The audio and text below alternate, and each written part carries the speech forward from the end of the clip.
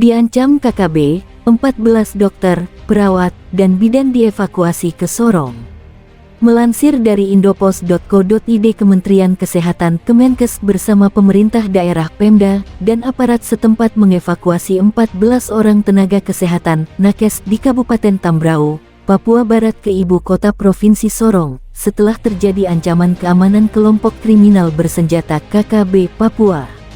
Direktur Jenderal Tenaga Kesehatan Dirk Arianti Anaya mengatakan, belasan tenaga kesehatan itu terdiri dari dokter, perawat, bidan yang merupakan peserta program Nusantara Sehat Kemenkes. Rekan sejawat kita telah dibawa ke Sorong setelah mendapat ancaman dari KKB.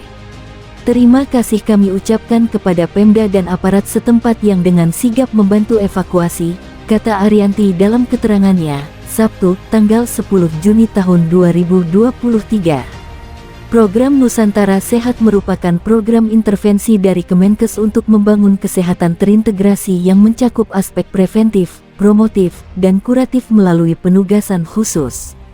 Pelaksananya berbasis tim dengan jumlah dan jenis tertentu, guna meningkatkan akses dan mutu pelayanan kesehatan pada fasilitas pelayanan kesehatan di daerah tertinggal, perbatasan, dan kepulauan (DTKP), serta daerah bermasalah kesehatan (DBK). Mereka sangat dibutuhkan untuk memberikan pelayanan kesehatan kepada masyarakat, ucap Arianti. Pada Jumat tanggal 9 Juni tahun 2023 kemarin terjadi pertemuan pembentukan Komite Nasional Papua Barat KNPB oleh KKB di Distrik Bamus Bama Kabupaten Tambrau. Kegiatan itu dibubarkan oleh aparat TNI dan Polri. Sebanyak 11 dari 23 orang yang mengikuti pertemuan tersebut ditangkap oleh TNI dan Polri, sementara sisanya melarikan diri. Lokasi kejadian berada di wilayah kerja Puskesmas Yembun di mana terdapat 8 nakes peserta program Nusantara Sehat. Lokasi kejadian tidak jauh dari Puskesmas Syujak, lokasi penugasan khusus 6 orang nakes Nusantara Sehat. Kejadian tersebut memicu kondisi keamanan yang kurang kondusif sehingga Dinas Kesehatan Kabupaten Tambrau meminta para nakes segera meninggalkan daerah tersebut. Seluruh nakes berhasil dengan selamat tiba di Sorong pada Sabtu dini hari.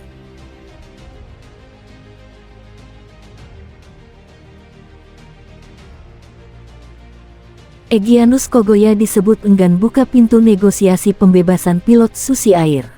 Melansir dari medcom.id, Polda Papua menyatakan masih tetap mengedepankan upaya negosiasi dalam pembebasan pilot Susi Air yakni Kapten Philip Mark Mehartens yang telah disandera kelompok kriminal bersenjata KKB sejak 4 bulan terakhir. Kepala Bidang Humas Polda Papua Kombes Ignatius Beni Adi Prabowo mengatakan pihaknya bersama TNI serta pemerintah setempat masih terkendala menjalin komunikasi dengan pimpinan KKB Egyanus Kogoya. Terhitung sudah 4 bulan pimpinan KKB Egyanus Kogoya menyandera Kapten Philip Mark Mehartens, katanya, Sabtu, tanggal 10 Juni tahun 2023. Menurut Ignatius, berbagai upaya telah dilakukan aparat TNI Polri melakukan pencarian dan membebaskan pilot berkebangsaan Selandia Baru tersebut. Kami terus akan memaksimalkan upaya negosiasi dengan KKB pimpinan Egyanus Kogoya. Untuk itu Satgas Penegakan Hukum Operasi Damai Cartens 2023 sedang menyiapkan langkah-langkah penegakan hukum, ujarnya.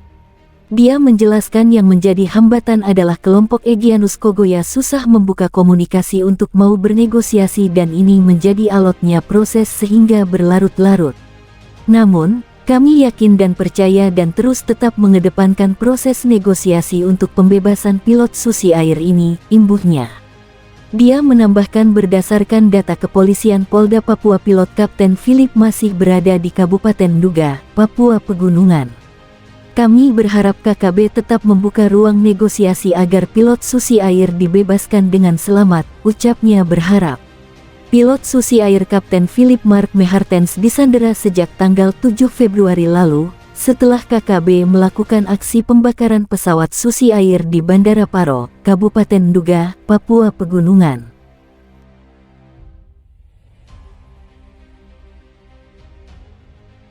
Penyebab sejumlah pecatan TNI pilih membelot gabung KKB Papua, pengamat militer, tidak tahan. Melansir dari surya.co.id, sejumlah pecatan TNI memilih jadi pengkhianat negara dan bergabung dengan KKB Papua. Mereka yang seharusnya melindungi masyarakat justru melanggar sumpahnya dan meneror masyarakat. Terbaru, KKB pimpinan Yotam Bugiangge melakukan aksi teror terhadap warga dan terlibat baku tembak dengan aparat keamanan di Nduga, Papua Pegunungan. Yotam Bugiangge sendiri merupakan pecatan TNI yang dulu bertugas di Kompice Yonif 756 WMS, Kabupaten Kirom, Papua. Tak hanya Yotam Bugiangge, berdasarkan catatan tribunnews.com, ada sejumlah anggota TNI yang memilih bergabung dengan KKB Papua. Lalu apa penyebab para anggota TNI itu membelot ke KKB? Pengamat militer dari Institute for Security and Strategic Studies ISESS, Khairul Fahmi, memberikan penjelasan terkait hal ini. Awalnya, Khairul menjelaskan bahwa di medan tempur, seperti terkait operasi untuk penumpasan KKB di Papua, mental prajurit tidak dapat dipukul rata. Hal tersebut terlihat dari adanya praktik buruk yang dilakukan oknum TNI dengan bekerja sama ke KKB Papua seperti menjual senjata hingga pembelotan. Di medan tempur, kekuatan mental prajurit tidak bisa dianggap sama rata. Fakta, kita melihat sejumlah praktik buruk penjualan senjata dan amunisi oleh oknum prajurit pada kelompok yang mestinya mereka tumpas, katanya melansir dari tribunnews.com, Selasa tanggal 6 Juni tahun 2023. Selain itu, ada pula sejumlah prajurit TNI yang dikabarkan telah membelot ke pihak KKB. Salah satu alasannya, tidak tahan melihat kekerasan yang dialami oleh saudara-saudaranya warga Papua, sambung Khairul. Dengan fakta tersebut, Khairul menegaskan bahwa peluang pembelotan seperti anggota TNI bergabung ke KKB selalu ada dengan berbagai cara seperti intimidasi, iming-iming materi, dan alasan ideologis. Khairul pun mengungkapkan besar kecilnya peluang terjadi pembelotan bergantung dari TNI mampu menjaga moral dan mental prajuritnya. Selain itu, TNI juga harus mampu melakukan propaganda yang kuat dan efektif demi meraih simpati dan dukungan. Lalu yang paling penting adalah kemampuan menghindari terjadinya praktik buruk dan kekerasan yang tidak patut, improper violence oleh prajuritnya di medan operasi di Papua, ujarnya.